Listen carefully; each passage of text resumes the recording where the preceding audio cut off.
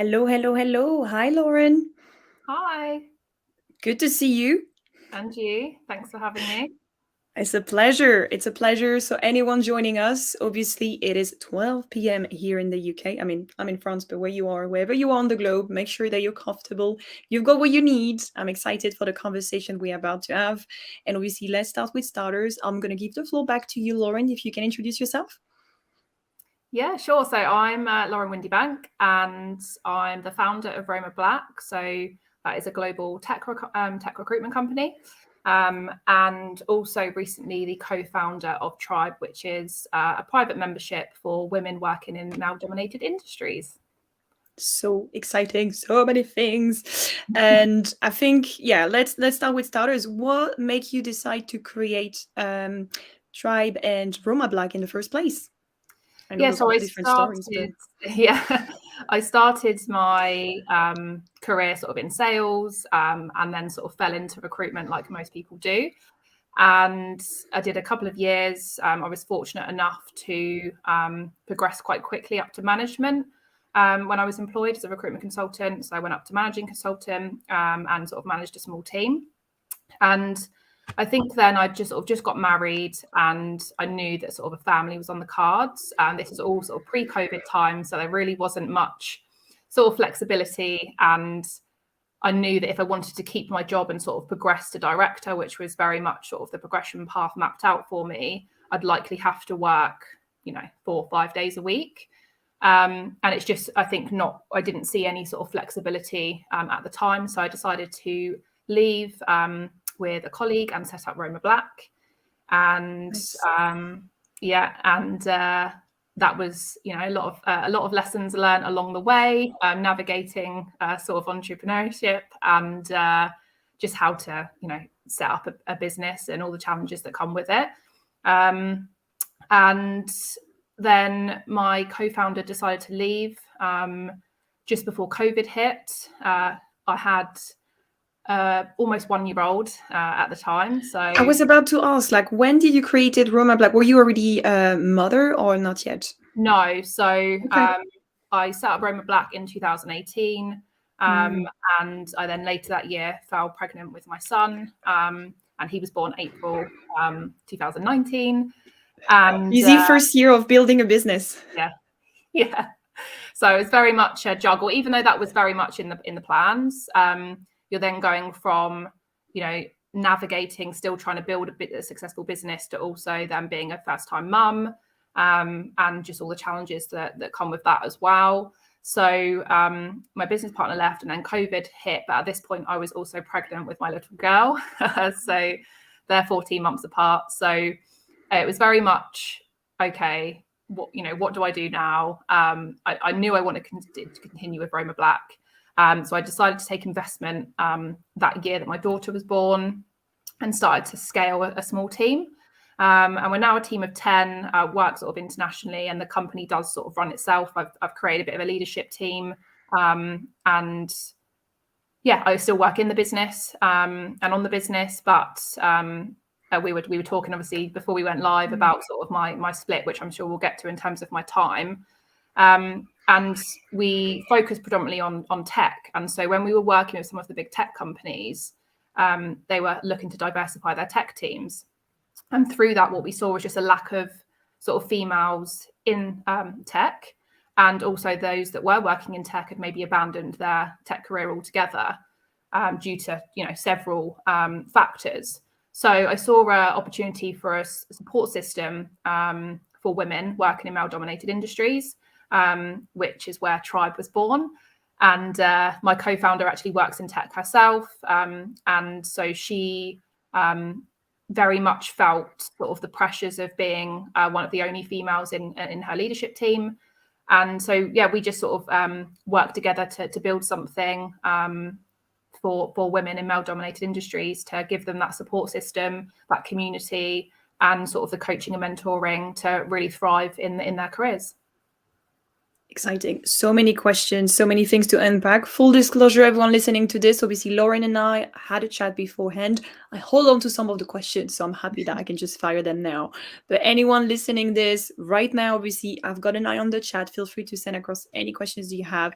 Anyone watching replay, that's the same as well. We'll make sure we answer them. The first one I do have for you, and obviously it was probably going to be worth to unpack this even further, but essentially you do have your two businesses, you do have your kids. Like, how are you managing everything? How are you finding how to split your time, your energy, your brain, your bandwidth, everything? How are you managing the whole thing? Yeah, I mean, like we were speaking about before, everyone's experience is very different, right? So there's really not one size fits all of what works for one person might not work for the next. And so for me, I was fortunate enough to take that investment so that I could scale the team so that it allowed me time to be both a mum and a business owner. So I started off transitioning. I think my daughter was only maybe sort of like 12 weeks. And so I worked 2 days a week in the office, and had one of my first hires actually helped me to run the business, so that was still sort of moving along nicely whilst I was at home sort of caring for the children as well.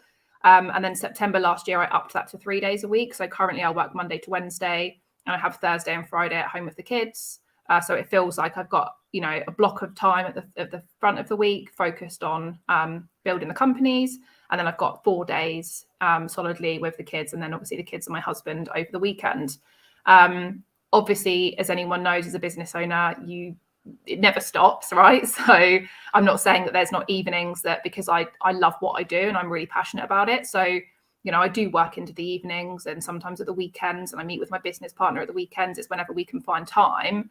But as a sort of rule of thumb, if you like, most weeks, like that's what my week looks like. That makes sense.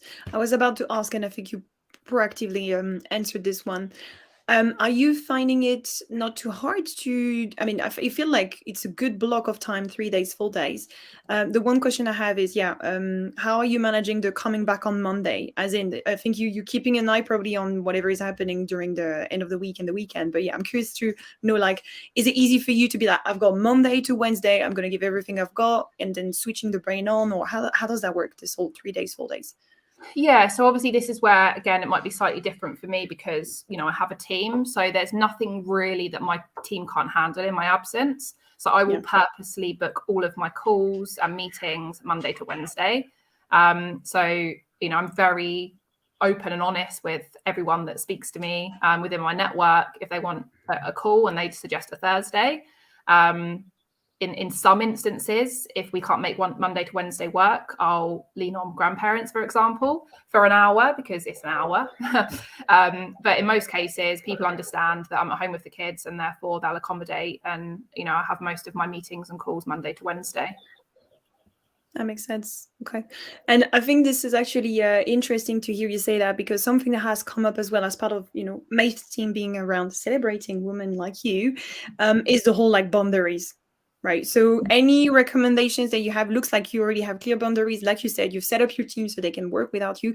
Any specific recommendations that you have that have definitely worked for you in that aspect?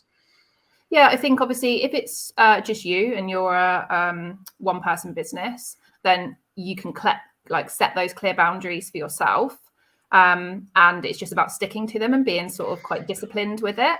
And if you don't then veer away from that structure, then you sort of know they're your set working days and that's your boundaries. And if people want to work with you, then they're your available days and times. And then obviously if you have a team, I think it's a transition period for sure. So you need to make sure that they have the skills to be able to do their role, to their full ability through your training and development. And once they get to that point, then you've got those boundaries in place. They know that you're contactable, this day, this day, this day, but these days you're at home with your kids or, whatever it might be. So yeah, I think when you've got a team, you do have to make sure that you gear them up for success first before sort of transitioning. But it's always a work in progress, right? There's always things that can be done to make improvements. And I'm just quite fortunate now that I have an amazing team and leadership team that, you know, keep the company running, and there's not a lot now that I'm necessarily needed for that they can't execute without me being there. Exciting. Love it. And I definitely want to also use this time together to unpack sort of the theme and topic. I want to thank you once again for accepting my invitation. And I know when we first met, we talked about obviously what you are focusing on, what you're passionate about. Mm-hmm. And obviously one big thing that has came up is the whole imposter syndrome and the whole like, you know, how to battle this one up. So yeah, let's unpack this. I mean, either from your experience or even from the women that you're supporting, especially through Tribe. What's been your experience? What have you noticed when it comes to imposter syndrome, especially in the context of working female professionals? Yeah, so I think, you know, self-doubt and imposter syndrome, I think it's actually found in pretty much everyone, but Yep. people think that it's a them problem, and that other people don't suffer with it, like they're successful, they don't suffer with this, when actually I think that everyone at any given point, especially when they're working outside of their comfort zone, that's when you truly, I think, experience sort of imposter syndrome and self-doubt. So, you know, there's times where I experience imposter syndrome, and not for any particular reason. It's just something that there's always that desire to be better and learn and do more. And I think that's where I talk a lot about self-improvement and self-development, because I really believe they're quite sort of interlinked. But even the most successful people, you know, suffer with imposter syndrome. And I just think that people sort of internalize it and think that they're alone. And, you know, I've got a lot of close friends that really suffer with imposter syndrome. And I think it's about surrounding yourself with positive people that can tell you you're doing a good job and you're doing your best. And again, in the workplace, it's about surrounding yourself with positive mentors and sponsors to help you achieve your goals, and communicating that you're feeling a certain way to be able to create positive change, because imposter syndrome very much is, you know, internalized problem. So if you don't communicate that, then you can't really seek help and support. But there's things that you can definitely do in way of self-development and how you sort of view your achievements and accomplishments and your goals, I think that can help you sort of overcome it. Any particular example that you want to share? Yeah, so I think firstly, you know, if you feel like you're not achieving in a certain space, it's rather than setting, you know, super large goals that maybe will take years to achieve, it's breaking that down and seeing that small progress that you're making towards that end goal, because people can then get in their head and feel like they're not achieving when actually that's not the case. So rather than, you know, focusing on the milestone that seems super out of reach, it's showing up every single day and know that you're pushing towards your end goal. I'm so glad that you're touching on that. I mean, two things, and I want to unpack the first part what you were talking about, especially around surrounding yourself, you know, with positive people who can help you as well. This is the whole like community piece, which I think we definitely need to unpack as well. But the last point that you've mentioned, I definitely feel like, and I'm absolutely guilty as charged for this one too. I mean, thank God now I'm a coach, so I've got the training for that. But the whole like unrealistic goals, I think. I don't know if this is, you know, a general statement or something, but I know personally I'm wired to always think about what's the next thing and the next thing, and therefore that helps me to just push myself. And I remember when I was in a position where I was completely unhappy at work, I was definitely looking to set up my own business, which I have now, which I'm very grateful about. I like set up a goal of quitting my job full time and just having like 3 months worth of rent to pay and be like, yeah, that's it, 3 months. I'm going to make it work. You know, I'm going to thrive. I'm going to have coaching clients and all of that to support me. Obviously, it took years. You know, I'm still in this journey, and I'm really, really happy I'm going through that journey. But point is, definitely hearing you saying that it's really important to break down the goals. I feel like sometimes we are very hard on ourselves, thinking about how much there is left to do rather than looking back on how much has been accomplished. So I'm curious to know, how have you been able to navigate that approach of breaking down goals, for example, with your businesses or even personally as well? Yeah. So I'm definitely guilty of this, by the way, which is why I talk on it. Like I I've gone through a strengths assessment recently, and my number one strength is futuristic. So I'm constantly looking to the future and sort of bringing people along, on that sort of vision that I have. And it can be exhausting because, it's almost like nothing's ever like finished. You're always sort of, chasing something else. But what I've done personally, because especially having the children, I can't just, I'm actually very grateful for that, because I'm someone that's very much all in on something. And I think I would have actually become obsessed with my business if I didn't have something that took me away from it. Right. So something that I've practiced over the last, since 2018, since I started Roma Black, is I do sort of a vision board every year with, it could be small, or big goals. But then I sort of create that. And then every sort of single day, I do my like to-do list, if you like. And I know that there's always something on that to-do list that is going to help me towards one of my goals. So for me, that really works because I'm quite a visual person as well. And, I've created them on my phone. I've created them cutting and sticking and like putting them, on my desk at home, for example, and also on my desk in the office. I've got one as well. I had all my team do it, which was a really fun exercise. And it could be anything, right? From a holiday destination to an amount that you want to see in your bank account, or just health, happiness. When I look back on my one I created in 2018, pretty much all but one was ticked off. Nice. Congratulations. Yeah, thank you. And like, they're not necessarily material things. So for example, one of them was a positive pregnancy stick, and that came to fruition for me. So it's very much how you as a person, I think, like to lay out your goals and how your sort of mind works. But definitely I think that there's daily sort of exercises or weekly or monthly things that you can do, so that it's not just, okay, I want to buy my dream home and you've just set up your business. Like it's very, it's far out of reach. So just trying to take sort of bite-sized things that make things more achievable, so that you don't get that disheartened, you don't get that imposter syndrome, or I'm not where I need to be.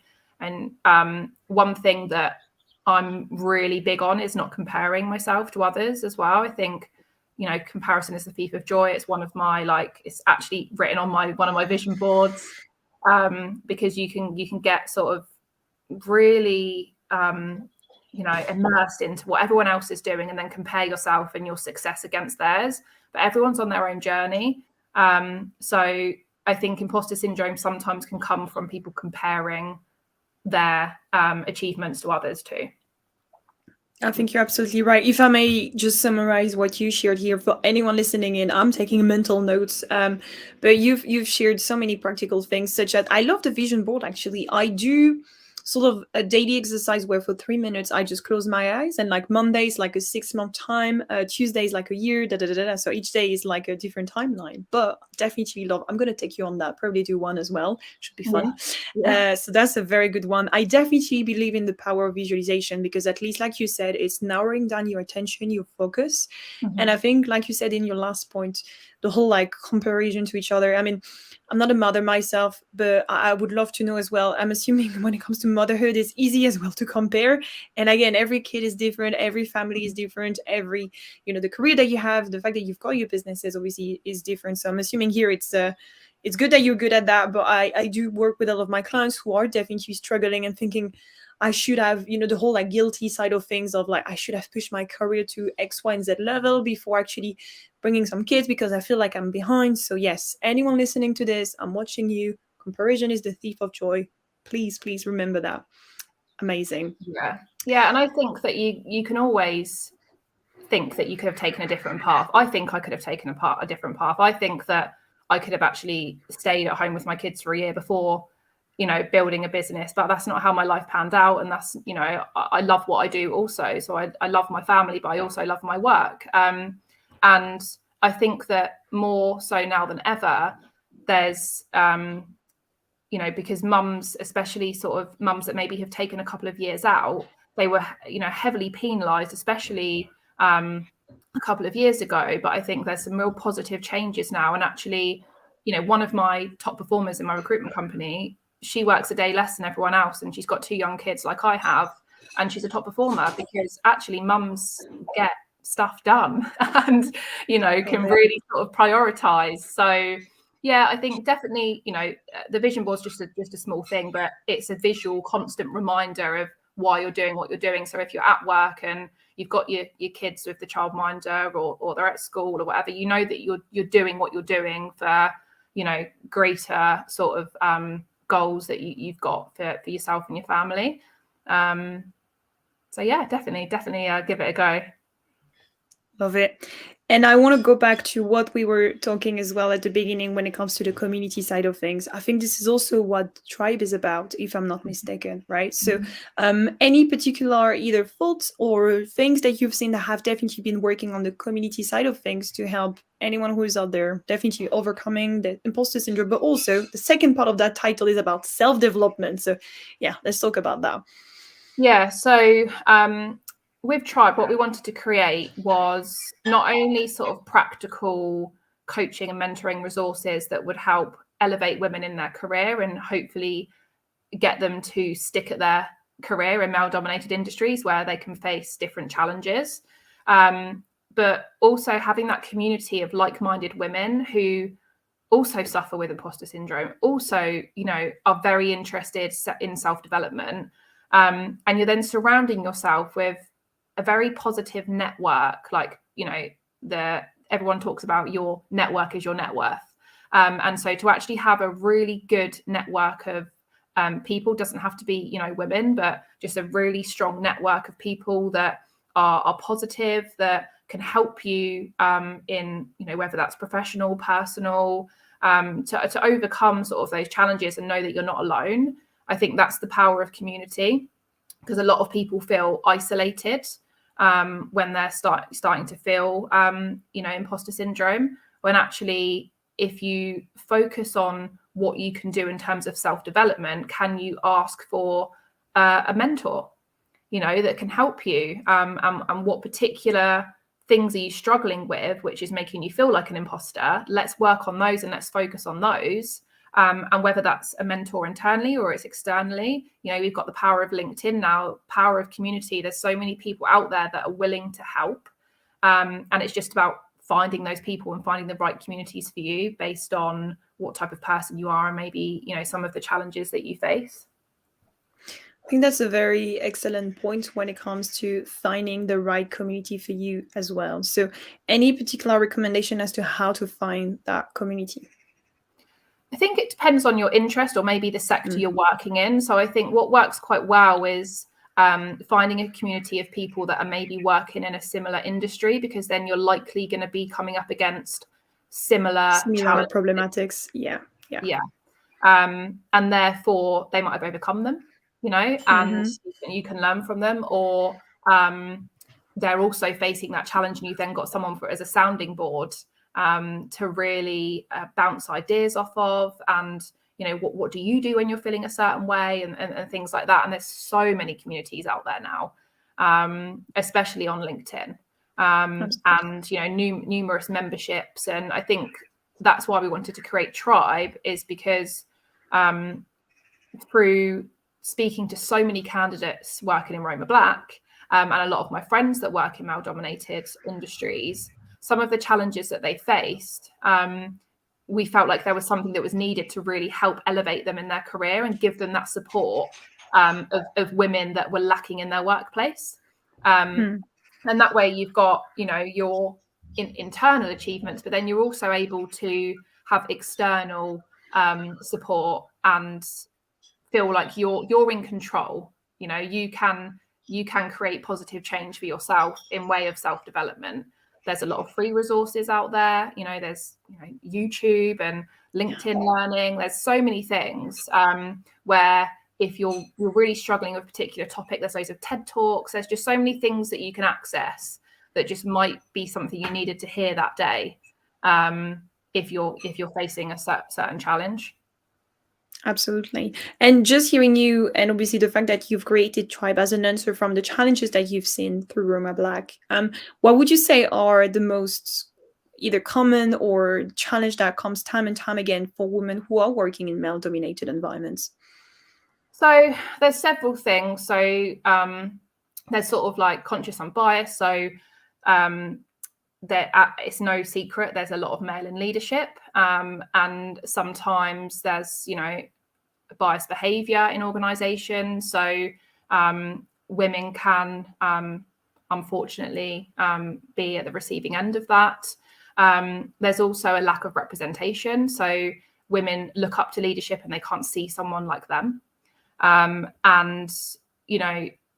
there's so many things that organizations can do now to make things more inclusive for women. So there's people, again, like battling that sort of juggle between career and family, and will they be penalized? Will they not get the promotion because they might have to leave at a certain time to do school pickup, or things like that. So there's so many personal things that women face. If someone's a caregiver, and they've got elderly relatives that they need to care for, a lot of the burden sometimes can fall onto women and they can be at a disadvantage. And it's about educating organizations. And I mean, things have come a long way, but there's still a lot of work to do to make things more accessible for women, flexible working, more, better maternity leave, and shared parental leave, so things like that. And there's a lot of companies leading the way.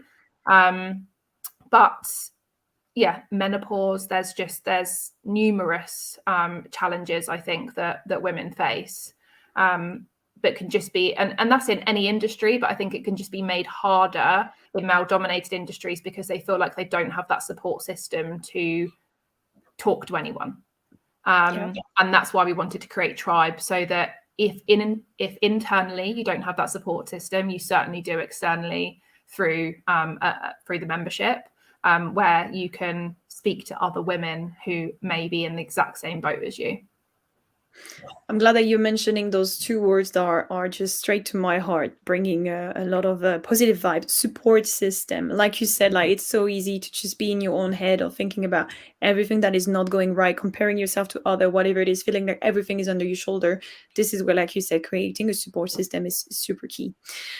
Time flies when you're having fun. We only have a few minutes left, so I just want to have one final question for you, which would be any final either recommendations or thoughts that you'd like to share for anyone listening to us today. Yeah, I think that if you're listening and you really do sort of struggle with imposter syndrome, or you'd like to do more self-development but you just don't know where to start, getting a coach for me has been truly transformative. So, if that's something that you're thinking about, I would definitely take the plunge, because it's a worthwhile investment, and you never sort of develop in your comfort zone. And so I think having a coach, they ask clever questions and they help you to unpick a lot of the challenges that you might face that is actually causing stumbling blocks for your career. So for me, that's something that really has helped me to create a different perspective, give me ideas that I can then go and implement in my business, and also having a strategic network of people that are going to help you keep in that positive mindset, and keep sort of moving forward. Love it. Obviously, full disclosure, I haven't said anything to Lauren when it comes to this particular question. This is not scripted. Being a coach myself, I can only say get a coach. But no, I completely hear you. I mean, I've been followed by different business coach over the years. That's the thing also with coaching, is that don't feel like you have to stick to either one person because you've already worked with them. Like the minute you start on that self-development route and journey, you'll probably unpack some further things along the way. So it's important for you to think about how you evolve and also how your support system evolve, whether it's the coach, whether it's the people around you. Not to say you need to ditch everyone along the way, but really think about who are the people that surround yourself and if those are the right people for you wherever you are on your journey. Thank you so much, Lauren, for being here. Thank you for having me. Thank you. It was a pleasure.